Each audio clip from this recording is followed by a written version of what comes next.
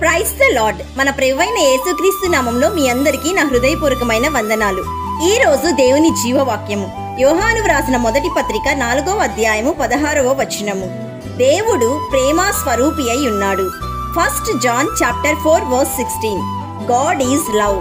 ప్రియ సహోదరి సహోదరుడా, నీలో ఉన్న ప్రేమ దేవుని మూలముగా కలుగుచున్నది. ప్రేమలో భయం ఉండదు. పరిపూర్ణమైన ప్రేమ భయమును వెళ్ళగొట్టును.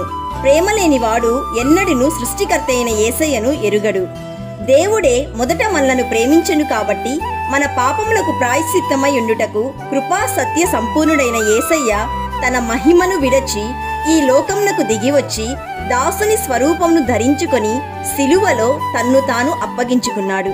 అంతేకాదు, తీర్పు దినమందు ధైర్యము కలుగునట్లు దేవుడు తన సిలువ ద్వారా తన ప్రేమను నీలో సంపూర్ణము చేయుచున్నాడు. అందుకే మన దేవుడు ప్రేమ స్వరూపి అయి ఉన్నాడు. లోకంలో ఇటువంటి ప్రేమను చూపగల దేవుడు ఎవ్వరూ లేరు.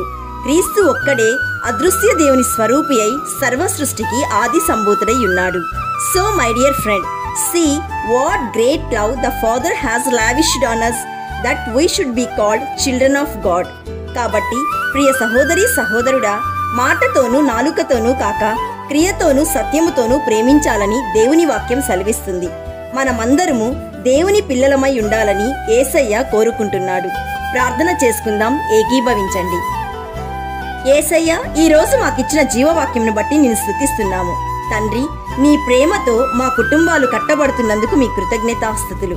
యేసయ్య, ఈ రోజు జీవవాక్యం వింటున్న ప్రతి ఒక్కరికి, వారి కుటుంబాలకి నీ కృపతో నీ ప్రేమతో నిత్యము క్షేమమును దయచేయుమని కరుణామయుడైన యేసయ్య నామంలో అడుగుచున్నాము తండ్రి.